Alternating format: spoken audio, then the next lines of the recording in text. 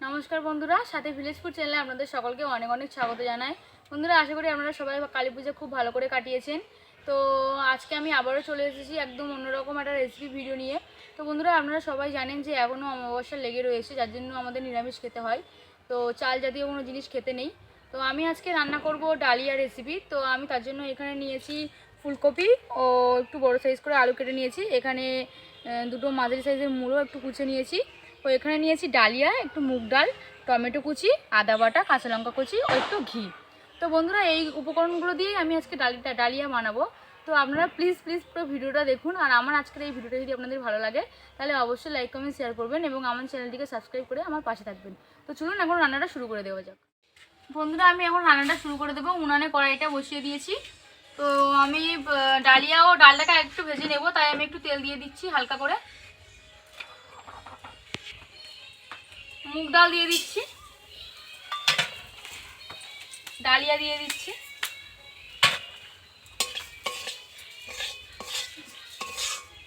বন্ধুরা, এটা একটু ভালো করে ভেজে নেওয়ার পর আমি এটাকে একটু ধুয়ে নেব।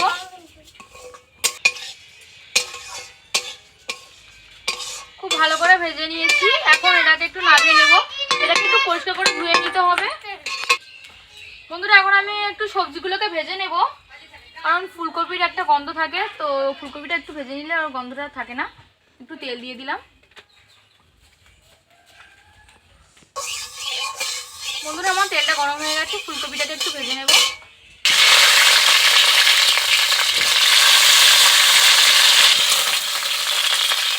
ফুলকপির মধ্যে একটু হালকা করে নুন দিয়ে দেবো। হাফ চামচের কম একটু নুন দিয়ে দিলাম।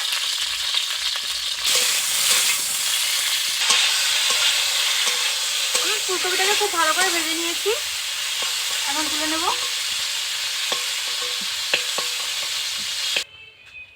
এখন আলু ও মুড়োটাকে একটু ভেজে নেব। আলু,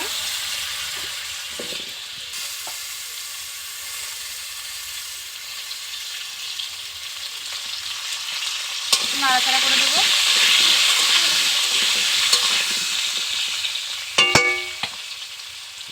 হাফ চামচের মতো নুন দিয়ে দেবো। বন্ধুরা, আলুটা একটু ভাজা ভাজা হয়ে যাচ্ছে। এখন আমি মূলোগুলোকে দিয়ে দেবো আলুর সঙ্গে।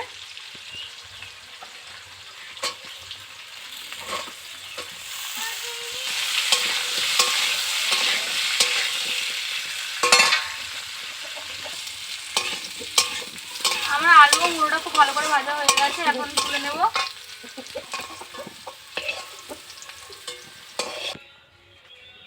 সবকিছু খুব ভালো করে ভেজে নিয়েছি। আর একটু তেল দিয়ে দেব।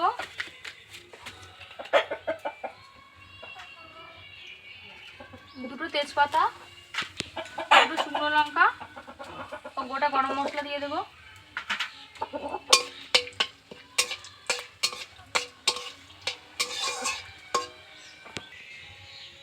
গোটা জিরে দিয়ে দেব।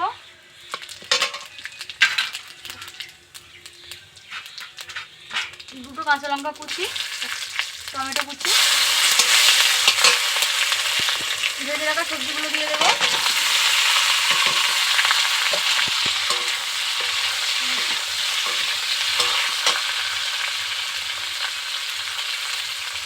আদা বাটা দিয়ে দেবো।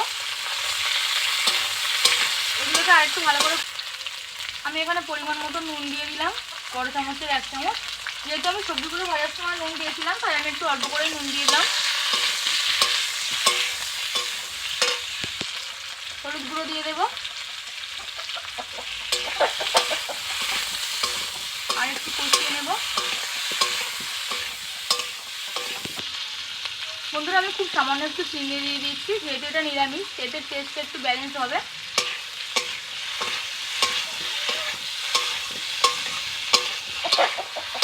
বন্ধুরা, মশলা ও সবজি খুব ভালো করে কষানো হয়ে গেছে। হাফ চামচের মতো জিরে গুঁড়ো দিয়ে দিচ্ছি। এখন একটু জল ঝরিয়ে রাখা ডাল ও ডালিয়া দিয়ে দেবো এর মধ্যে।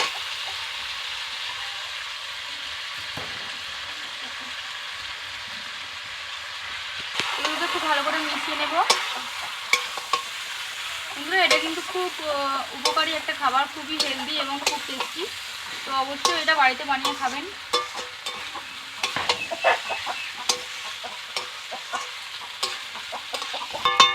এটাকে কিছুক্ষণ একটু নাড়াচাড়া করে নেবো খুব ভালো করে। বন্ধুরা সব কিছু খুব ভালো করে মিশিয়ে নিয়েছি। এখন আমি এর মধ্যে পরিমাণ মতো জল দিয়ে দেবো।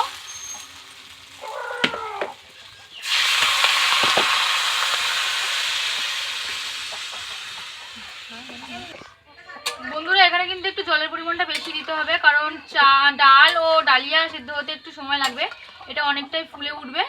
তো আমি একটু জলের পরিমাণটা বেশি দিলাম। এখন এটাকে একটু ঢাকা দেবো, কিছুক্ষণ ফুটবে। তো বন্ধুরা আমি এখন একটু ঢাকা দিয়ে দেবো। বন্ধুরা এখন আমি ঢাকাটাকে একটু খুলবো।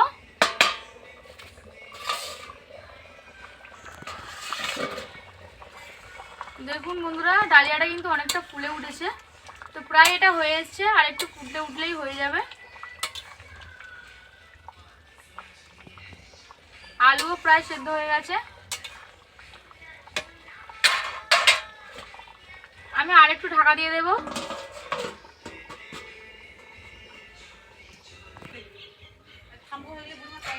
বন্ধুরা এখন ঢাকাটাকে একটু খুলবো। আমার ডালিয়া খিচুড়িটা কিন্তু হয়ে এসছে। বন্ধুরা নিরামিষ রান্না মানেই কিন্তু একটু ঘি না দিলে ভালো লাগে না, তো আমি একটু ঘি ও গরম মশলা ছড়িয়ে দেবো। আমি 1 চামচ মতো ঘি দিয়ে দিচ্ছি, এটা কিন্তু টেস্ট আর একটু বেড়ে যাবে। ও এখানে আমি 1 চামচ মতো গরম মশলা গুঁড়ো রেখেছি, এটাকে ছড়িয়ে দেবো।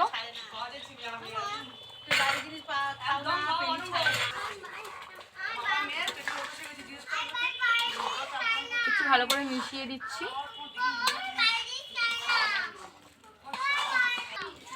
বন্ধুরা আমি এখন একটু ঢাকা দিচ্ছি, কারণ গরম মশলা ঘিয়ের গন্ধটা উড়ে যাবে না।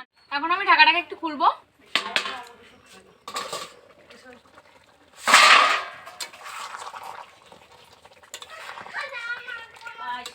দেখুন বন্ধুরা ডালিয়া খিচুড়িটা কিন্তু খুব দারুণ হয়েছে, খুব সুন্দর একটা মিষ্টি গন্ধ বেরোচ্ছে। তো আপনারা কিন্তু এই রেসিপিটা অবশ্যই বাড়িতে ট্রাই করবেন, খেতে খুবই ভালো লাগবে।